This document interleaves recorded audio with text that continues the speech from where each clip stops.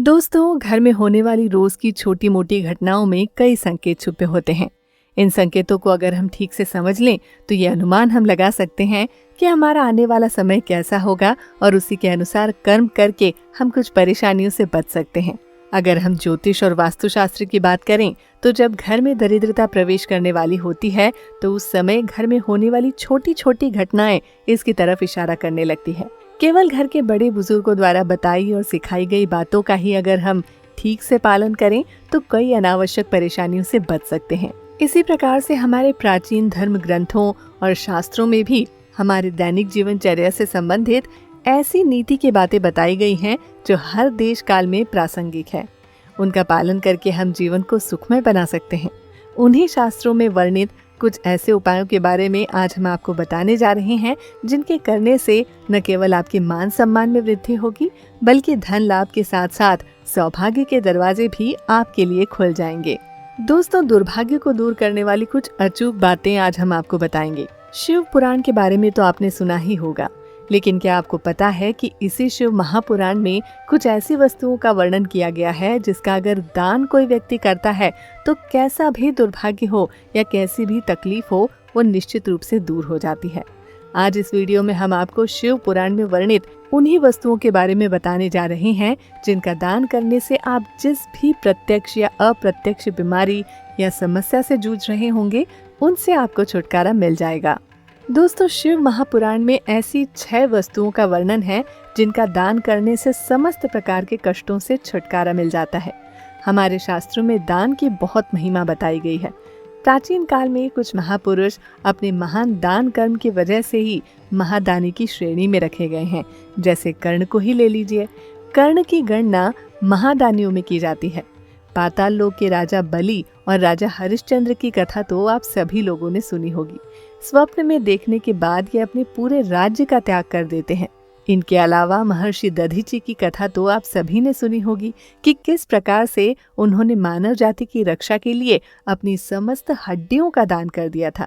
किंतु दान करने का मतलब ये नहीं कि आप अपनी श्रद्धा और शक्ति से ऊपर जाकर दान करें, यानी जितनी आपकी शक्ति तथा सामर्थ्य हो उसी के अनुसार आपको दान करना चाहिए, नहीं तो आप विपत्ति में भी पड़ सकते हैं।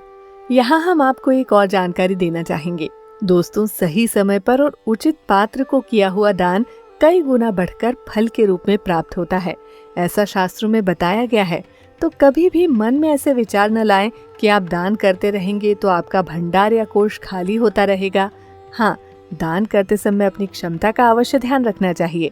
शिव पुराण में तो ये भी कहा गया है कि यदि आप शिव जी पर कोई वस्तु अर्पित करते हैं या शिव जी के निमित्त आप किसी वस्तु का दान करते हैं तो निश्चित रूप से वह 100 गुना बढ़कर आपको प्राप्त होती है। अब क्या क्या वस्तुएं दान करनी चाहिए और इनसे कौन सी परेशानियां दूर होंगी, आइए जान लेते हैं। इसमें पहली चीज होती है नमक। नमक का दान करने से व्यक्ति अगर किसी प्रत्यक्ष या अप्रत्यक्ष कष्ट से जूझ रहा हो तो उससे छुटकारा मिलने लगता है। यानी नमक का दान आपके समस्त प्रकार के दुर्भाग्यों को दूर करने में सहायक होता है। नमक का दान करते समय आपको एक बात का ध्यान रखना है कि आप अपने हाथों से नमक का सीधे किसी के हाथों में दान न करें, बल्कि नमक का पैकेट आप उस व्यक्ति के सामने नीचे की तरफ रख दें जिसे दान करना है। पिसे हुए समुद्री नमक की तुलना में खड़े या पहाड़ी नमक, जिसे सेंधा नमक भी कहा जाता है, इसका दान करना श्रेष्ठ माना जाता है। आइए अब दूसरी वस्तु के बारे में जान लेते हैं जिसका दान करना श्रेष्ठ माना जाता है। ये दूसरी वस्तु है गुड़। गुड़ का दान करने से बिगड़े हुए रिश्ते बनने लगते हैं। अब ये रिश्ता आपका किसी से भी हो सकता है। पति पत्नी के बीच यदि संबंध ठीक नहीं है, आए दिन उनमें क्लेश या झगड़ा होता रहता है, तो ऐसे में आपको भोलेनाथ यानी भगवान शिव की शरण में जाना चाहिए। सोमवार के दिन भगवान शिव के मंदिर में आप उनको गुड़ जरूर अर्पित करें। सोमवार को आप महादेव को गुड़ का दान जरूर करें। दोस्तों, गुड़ का दान करने से कोई भी रिश्ते में खटास हो, माँ बाप से रिश्ते में दरार आ गई हो या आपका बच्चा आपका कोई कहना नहीं मानता हो, बस एक बात को ध्यान रखें कि किसी भी रिश्ते में यदि मिठास भरनी है तो सोमवार के दिन गुड़ का दान जरूर करें। दोस्तों, गाय माँ को गुड़ और रोटी लपेटकर खिलाने से भी आपके खराब हो चुके संबंध में मिठास आने लगती है, साथ ही लक्ष्मी की भी प्राप्ति होती है। अब बात करते हैं तीसरी वस्तु की, जिसके बारे में शिव पुराण में भी वर्णन मिलता है, वो है तिल। दोस्तों, कई बार स्थितियां अनुकूल और कई बार प्रतिकूल होने से व्यक्ति का आत्मविश्वास डगमगाने लगता है। जैसे कई बार तैयारी पूरी होने के बावजूद परीक्षा में विद्यार्थियों का आत्मविश्वास डगमगा जाता है, या कई बार प्रतिभावान व्यक्ति भी नौकरी के लिए दिए जाने वाले अपने साक्षात्कार में या किसी प्रकार के टेस्ट में नर्वस हो जाते हैं, उनका आत्मविश्वास डगमगा जाता है। ऐसे व्यक्तियों को सोमवार के दिन तिल का दान करना चाहिए। काले और सफेद दोनों प्रकार के तिल के दान की बहुत महिमा बताई गई है। अगर आप काले तिल का दान करना चाहते हैं तो ये आप शनिवार के दिन कर दें। शनिवार के दिन काले तिल का दान करना श्रेष्ठ कर्म माना गया है। अब बात करते हैं अगली वस्तु की, जो है घी। घी का दान करने से बीमारियां दूर होती हैं। अगर कोई बच्चा है जो सर्दी, खांसी, बुखार या ऐसी ही अन्य बीमारियों से अक्सर जूझता रहता है, तो उसके हाथों से घी का स्पर्श कराकर उस घी का दान कर दें। अगर आप देसी गाय के घी का दान करते हैं तो ये बहुत ही श्रेष्ठ कर्म होगा। सोमवार के दिन महादेव को घी अर्पित करने से या उनका घी का स्नान कराने से आपकी सभी परेशानियां और बीमारियां दूर होती हैं और धन की प्राप्ति होती है। तो दोस्तों, अगर आप भी ऐसी परेशानियों, बीमारियों और दुर्भाग्य से परेशान हैं, तो वीडियो में बताई गई वस्तुओं का आप 1, 5 या 11 सोमवार तक दान कर सकते हैं। अगली वस्तु है अनाज। बहुत प्रकार के अनाज हम दान करते हैं। जैसे कुछ लोग जब व्रत या उपवास करते हैं तो उसके अंत में जब उसका पारण करते हैं तो नियमानुसार आपको ब्राह्मण भोज कराना होता है। लेकिन आज के युग में ब्राह्मण भोज हर समय संभव नहीं हो पाता है, तो उस स्थिति में हम ब्राह्मण के निमित्त कुछ अनाज का दान कर सकते हैं।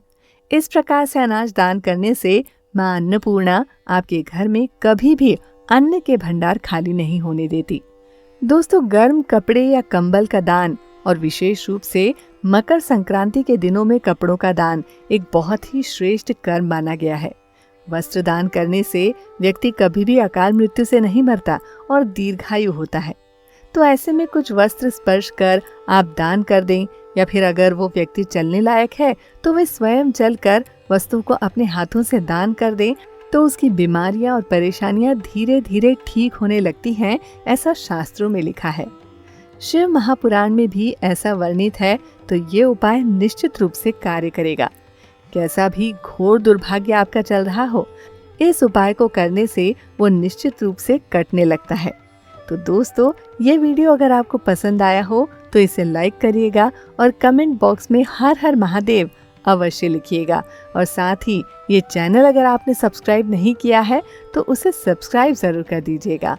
मिलते हैं अगले वीडियो में, तब तक के लिए धन्यवाद।